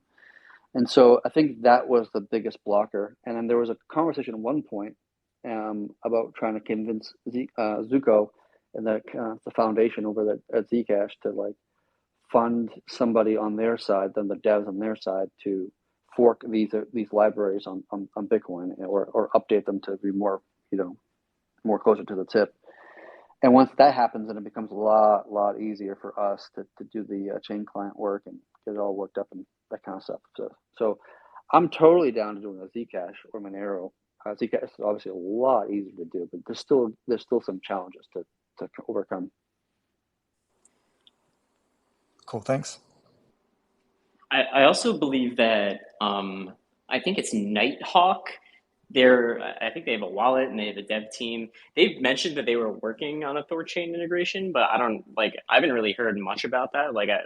I've heard no discussion about that at all, really. So whether that's still in progress or not, I'm not really sure. But they have there are teams that have voiced interest in actually developing the Zcash integration. So I think Nighthawk said they were targeting some kind of Q4 dev work for this. So it might be good to, it's probably good for my list to poke these guys and see, what their status is, whether it's something they're going to work on or not. But there definitely is interest from that side of things. And also, that's a good one to add to the next chain list, I think. Certainly, I totally agree.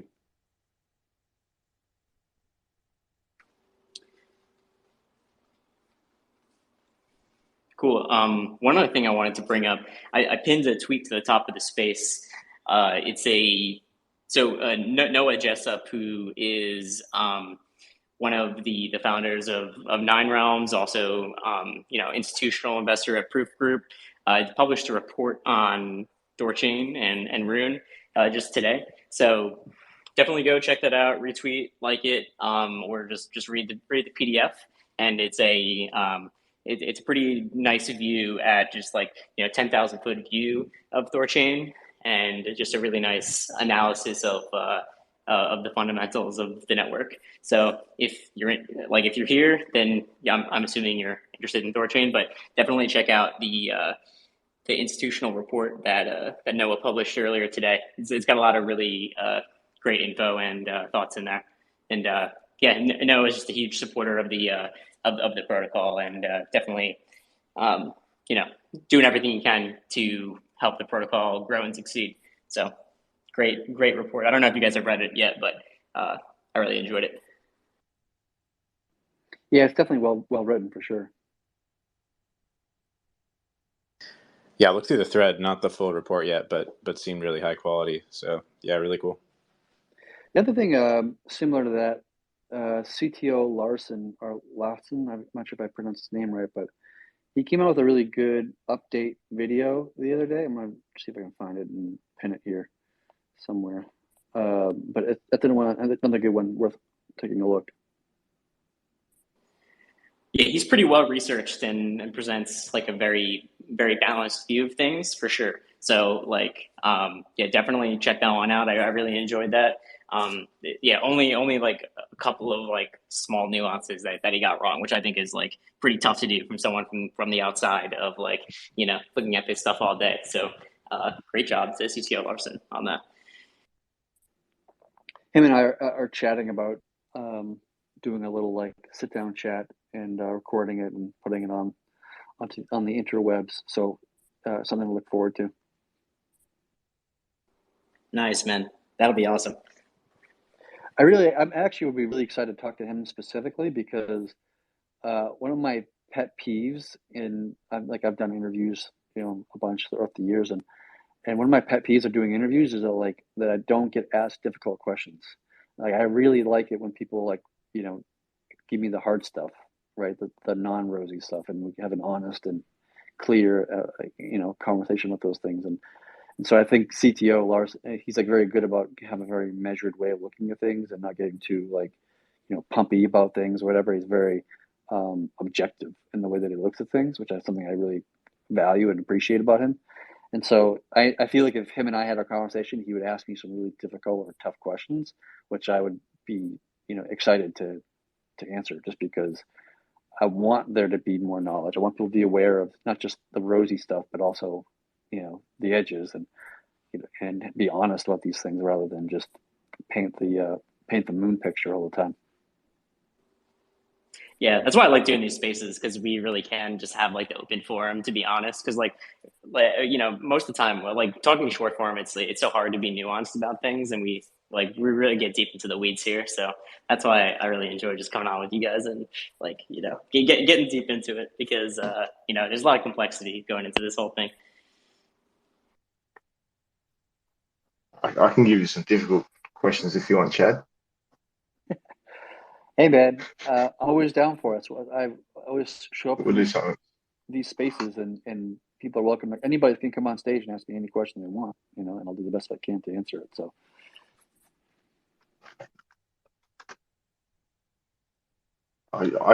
I'll give you a more simple one. I'm trying to figure out why does the price add liquidity memo v1 go to the archive file, but that's different. The share factor. So one of the things, the incentive pendulum doesn't move to the node because of the effective hard cap, which means it can't swing freely. And I think that's because the free of moving to the LP side and the node side was part of the original design for THORChain. But with the effective hard cap, it can't move all the way to, you can't have the total pooled equaling the total bonded because of the effective hard cap. But that means that nodes are always going to get, I think, a better deal from memory. So are there any thoughts around changing that to cater for the effective hard cap or the security cap? Yeah, nodes actually get a worse deal because it could never swing completely in their favor. It's something like that, because there's a whole history to it, because the incentive curve was also added, I think it's set at 50%, because nodes were getting paid too much. So then, because instead of having the 66-33 split in optimal, the incentive curve changes it to a 50-50. But yeah, I forget the details. I did it right up, but it can't move freely because of the effective hard cap like it once did. And I know that's not 100% right. And I was wondering if there's any plans to change that or to address that. Yeah. So when we actually introduced the idea of the effective hard cap, it was a correction to the economics. That's something we realized we had missed in the initial kind of writing of the code, and so we implemented it. And I remember having a debate with some of the devs about changing this as well, the thing that you're mentioning, and it was something that I advocated we changed as well. But it was just kind of I guess I just lost that particular argument at the time, and I don't even remember off the top of my head what the argument was against it.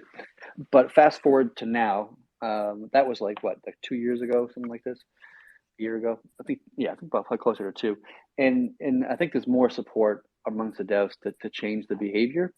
So, and I think it probably will happen at some point. The reason why it's not done now, or we're not pushing for it now, it was largely because of the amount of ILP liability in the network. And so to shift that, get while Rune's at $1 or a sub-dollar, and have at the time there was 15 million or something like this ILP liability, to do that at that moment and then all of a sudden decrease the yield of LPs. We were a little bit nervous about doing that and then causing a bunch of LPs to leave, which would cause a bunch of ILP to be paid out, which caused a bunch of Rune to exit the reserve. We didn't want to create more incentive at that moment for that kind of behavior. And so I think the general viewpoint that I have is I'm all for changing it and correcting this thing that you're referencing, but I would just want to wait for ILP liability to be relatively low, when Rune's at $2 or $3 or something like this, where the total ILP liability is under 1 million Rune or 500,000 Rune or some number. And so we're not too far away from that. And now that we've had room kind of pump a bit since then, since the like sub dollar price. So the ILP liability today is relatively smaller than what it was, a few months ago. So at some point, I think we probably will change that, and there will probably be a vote or an ADR to change that that kind of that economics there, just to kind of create the full swing in either direction. So really taking it back to the original way. Yes, I think the intention of myself and other people is to bring it back to the original intention, and what we had changed like a couple of years ago probably wasn't. I mean, it's fine, like it's going to cause any significant issues, but it wasn't the right thing to do in hindsight.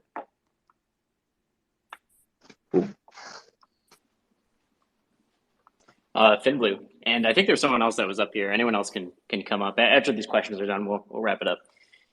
What's up, man? Yeah, so I had a question about streaming into lending. I was just wondering, as I understood the current design that doesn't have streaming into lending, part of the defense mechanism for the protocol is if there's a panic and whales are trying to exit all of a sudden, they're going to pay pretty huge slip, and the people who aren't paying attention are going to be getting 10,000 APY, real APY, or whatever it is. And so when they finally wake up, they're going to be like, well, I did pretty well, so I'm not going to leave. And the slip, on the out of the loan is kind of what, to some degree, protects the protocol. How does that change now that people can stream, particularly stream out of a loan, if there is some sort of a panic? How's the protocol still protected? Yeah, good question. So the more, if you're doing a streaming swap, the more sub trades you have, the more savings you have, right? And you have a diminishing returns, like every additional sub swap is diminishing returns from the previous one about how much additional savings you have. And so the network takes, so if you want to calculate what the savings are of that, so say you had 10 swaps, for example, in a streaming swap, and you want to know how much savings that is, you're effectively doing, the math is 10 minus 1 divided by 10 in this particular case. So it's 9 divided by 10, which basically is 90%.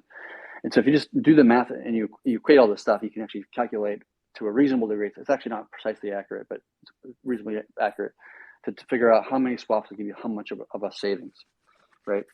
And so to address this concern that you're talking about, the network will apply a max number of sub swaps on a streaming swap that's used for lending purposes to either enter or exit a loan.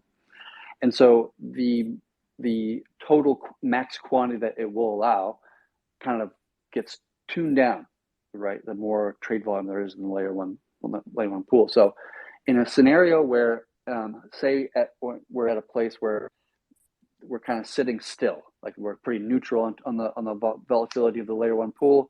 It's kind of, the pool depth of the derived virtual pool is, let's just call it 95% of the layer one. Then at that point, with this mathematics of how it works, you would only get a maximum number of 20 swaps for a particular streaming swap. And this is like a complete neutral, everything is fine, nobody's price manipulating or nobody's panicking or any of these things. You get basically 20 swaps. But as soon as it drops down to 90, right, from 95 to 90, you now get 10 swaps, right? So you've also just lost the total number of swaps that you can have is now at 10. And it goes down from there, right? So you start at 20, then you go down to 10, and it goes down to 9, 8, blah, blah, blah. And so eventually you get to the place where you get to 49.99999. And once you get to that place, the max number of streaming swaps is now 1, right? Which is basically not a streaming swap anymore. It's just a single trade. So the network will dynamically kind of reduce the number of streaming swaps you are allowed to have for this particular entry or exit based upon the amount of volatility of the layer one pool, right? Now, the other thing you have to be kind of aware of is that as the layer one as a derived virtual pool is getting more and more shallow because the trade volume is increasing because people are panicking or whatever the hell the scenario is, and it's getting more and more and more shallow, that means that each individual subswap of this trade is actually reducing, right? So if it was just like 100% to 100%, everything's at full capacity, no reduction in the virtual pool, you're going to get, I'm making up numbers here, let's just call it $5,000 swaps, right? That will give you 5 basis points because of the depth of these two pools. It's about $5,000. Now, if you reduce one of those pools to be 90%, it's no longer $5,000. Now it's going to be, I'm making up numbers, $4,000, $3,000, whatever the number is. And it just increasingly gets smaller and smaller. So in order to maintain that 5 basis points on the pool that's becoming shallower and shallower, one of the two pools becoming shallower and shallower, the number of swaps that you need to get to maintain that 5 basis points, like low slippage, increases from maybe initially it would have taken 5 trades, but now because the pool is so much more shallow, you now need 15 trades or 36 trades or 102 trades or whatever it is. And so the more shallow the virtual pool gets, the more trades you need to make in order to maintain that same 5% basis points. But at the same time, the virtual the cap on the streaming swaps for lending is being reduced. So in a situation where everything is healthy and everything's fine and nothing's happening, well, then the pools are deep, right? And the amount of streaming swaps you can have will probably be close to around 20, right? And any given moment, probably, right? And that's pretty good. Like that's basically a streaming swap. Most trades can do under 20 trades, and everything will be fine. And you get the 5 basis points. Everything's cool. Everything's great. But as soon as things get more shallow, more trade volume, more shallow, the virtual pool, you need more trades. Now you said 20, you now need 40. And because the depth is now smaller as well, you now can't do 40. You can only do 5. And because you're doing 5, not 40, you're not getting 5 basis points. You're getting 20 basis points or 50 basis points or whatever the hell the number is. And so it just dynamically scales down streaming swaps as trade volume increases to counteract the consideration or risk of somebody doing a price manipulation, which, by the way, like price manipulation becomes more difficult in a streaming swap because it's not happening in the moment, right? So if you price manipulate and you get this like streaming swap that's happening over a period of blocks, whatever that is, it's actually, you have to maintain that manipulation of that price for some period of time, which become more and more expensive because our bots are fighting you. You're trying to manipulate the price, which is very expensive for you. Our bots are taking use of that money that you're spending, and they're cashing in. They're making huge dollars. They're happy as the clams, and they're constantly making more and more money. And you start fighting the arbs and liquidity, giving money to them as the streaming swap is going along. It actually makes it more difficult to price manipulate with streaming swaps. It actually, but it does not change the whole thing about like panics and that kind of stuff, right? But if there's a panic happening, then naturally the virtual pool becomes shallower. The number of swaps you can have goes reduced, so forth and so on. You guys really did think of everything. Thanks for the thorough answer. Yep, no worries. Cool. Last question. Is that based off when the streaming swap is initiated, or can that change if the volatility changes while the swap is in progress? Good question. In terms of like the size of each trade, whatever? Yeah. So the number of streaming swaps that can be completed for the loan open or close. Yeah, so the number of streaming swaps that can happen it only applies at the beginning of it doesn't change during the trade. It only applies at the beginning of the trade. You see what I mean? Got it. So if you get in a swap with 20 sub swaps and volatility increases after that point, then that's not relevant to you. Your swap goes through as normal. Yes, but at the same time, because the virtual pool is becoming more shallow, because you started your streaming swap and over the next 5 minutes, let's just call it, it's becoming a lot more shallow.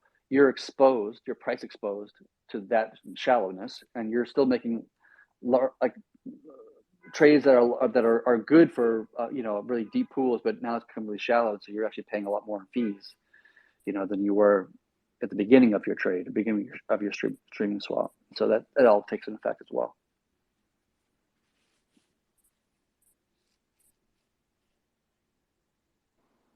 All right, there's two more audience members with questions. Let's just let them get up and ask, and then we can wrap it up.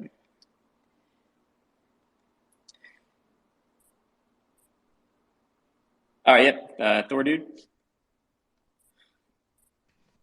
Hey, what's up, fellas? Okay, Chad, you said you like hard questions. I've seen a couple tweets lately that have said we are going to integrate maybe with MetaMask on September 11th. I was just seeing if that's true. And yeah, if you could clarify that, because I've been in a couple arguments lately with a couple of dudes saying that it's not true. So I was just going to see what you say. Also, if you need an intern, somebody to cook for you, travel around with you, do whatever you got to do. I'm your man. So yeah, that's about it. That's all I got for you guys. But yeah, I'm ready to go though. You pay me about $50,000 in Rune a year, I'm good. All right, we'll see you. How are you with watching kids? You good with kids? Dude, I'm awesome with kids. That's what I'm doing right now. But hey, I fished before. Financial advisor, whatever you need, I can do it. All right. Well, let me answer your question about MetaMask. Here's my knowledge and understanding that as I'm aware.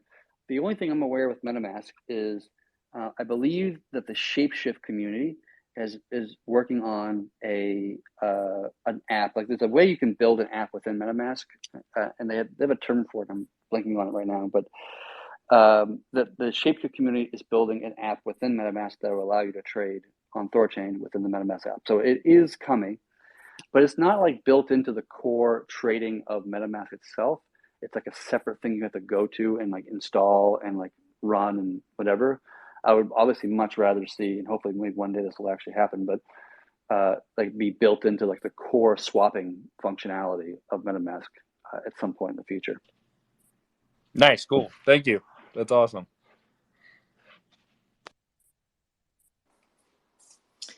Cool. Lastly, Juggernaut. Hey. Hey, can you hear me? Yes, sir. Go ahead. Yeah. Maybe better like this? No? Yep, you're good. Yep, we can hear you. Yeah. Okay, thank you. I would ask a question. I'm sure that you put all circuit breaker for for the first MCCN launch. There was gaps to get battle testing. I just have something, I'm sorry, it's burned my head. Maybe it's a redundant question for you. Maybe you already heard that. It's something in my head for months.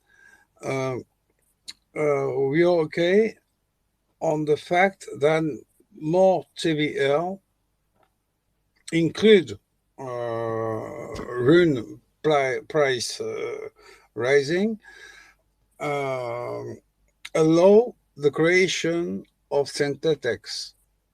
Okay, synthetics are many usage.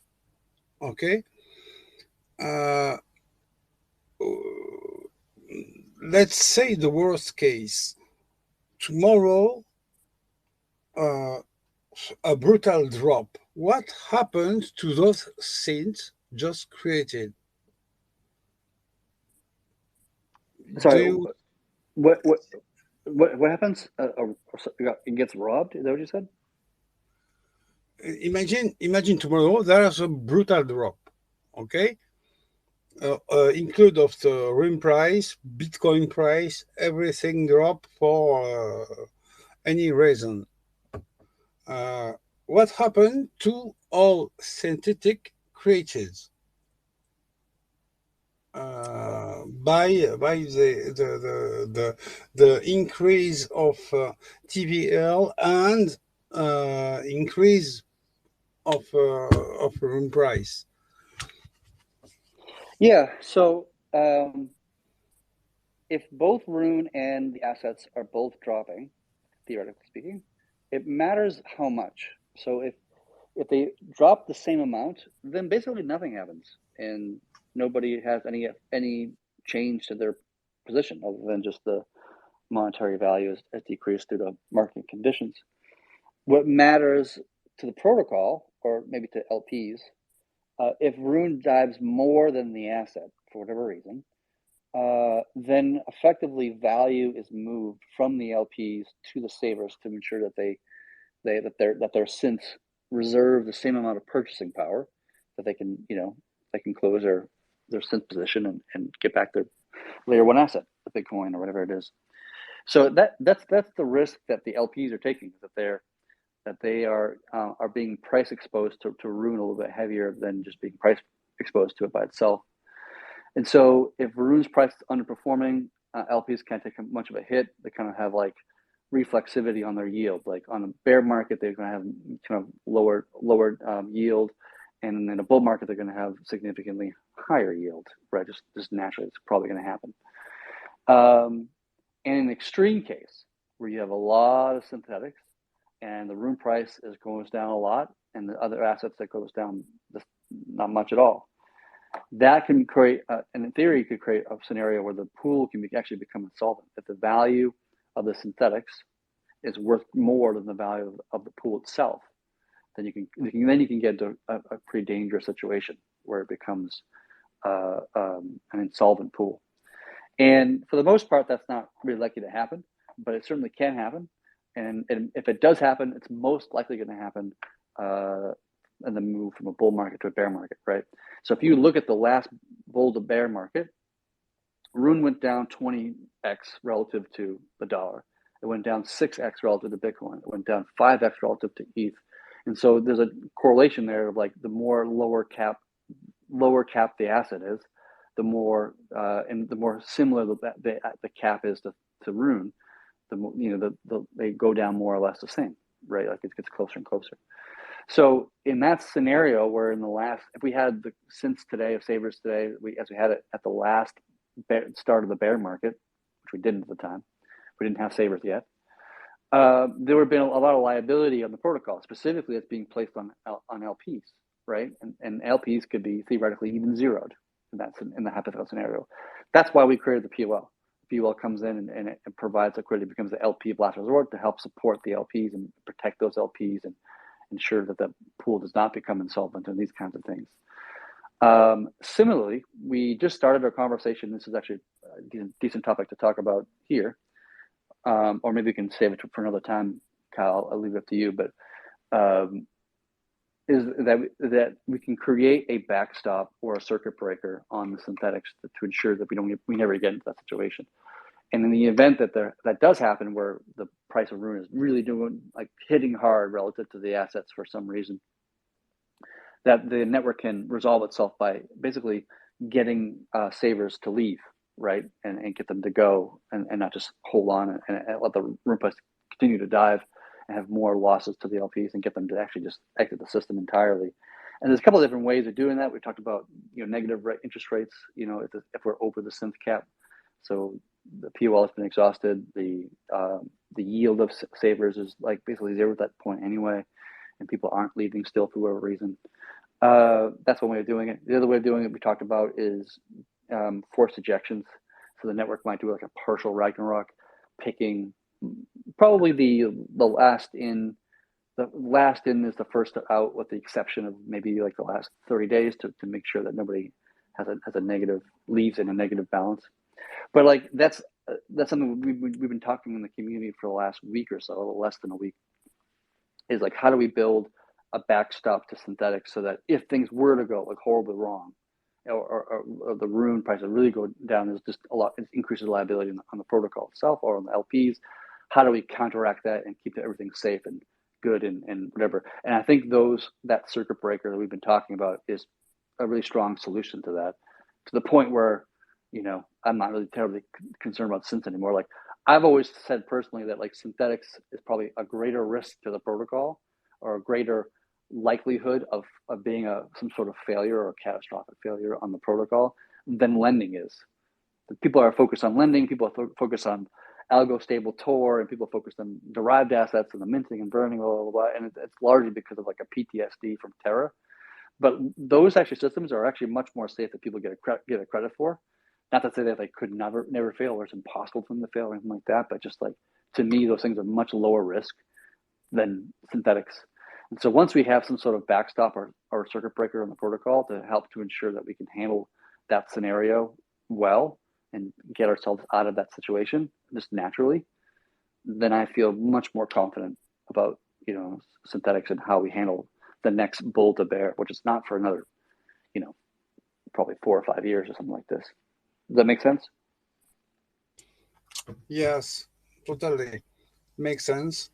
I'm sorry to ask some dumb questions sometimes, but you're all technicals, and it's not understandable by everyone. You see what I mean? That's why I ask question with words that everyone understand. Okay, uh,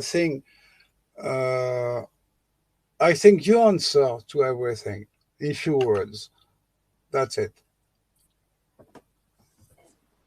No, it's a good question to ask. Thank you for asking.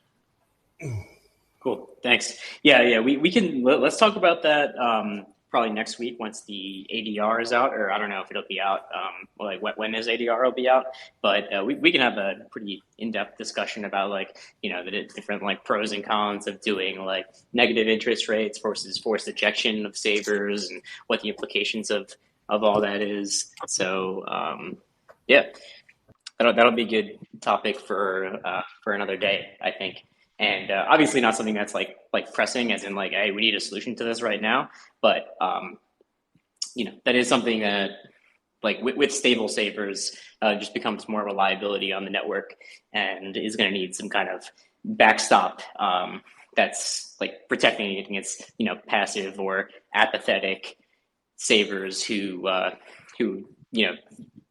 create a liability for the dual LPs. So this is all done to protect the dual LPs, who are the ones that essentially back alt synths. Yeah, right. It's really the savers on stables that introduce significantly more protocol risk to the protocol and to the LPs, which was what sparked this whole conversation about building a backstop to kind of ensure we can always handle any situation and handle it well. Yeah, so POL is first line of defense, and then comes, a more drastic measure of having to kick savers out of the pool and say, re-enter later at another point. Yeah, I would even say the first line of defense is just the interest rate for savers, and so it asymptotes to zero as we get closer and closer to the synth cap. So people might leave because of the yield is not high enough. That's probably the first thing, and then if we get to a certain point, the POL, that'd be the second line of defense, the POL deploying capital. But if the POL is not able to deploy capital, either because maybe it's run out of capital, like there's a cap on how much room the POL is allowed to deploy, or maybe that's because the TVL cap is hit and there's just no more space to be deployed in the pools. That'd be another case and scenario. And so maybe that's the case, and so it can't deploy more liquidity because of that. And then if that was the case, then we rely on this kind of backstop to be like, what, let's take a little bit more of a nuclear approach to ensuring that everything is safe. Sweet. All right, that should be about it then. Good space, guys. We'll see you next week. Sounds good. See you guys. Later, guys.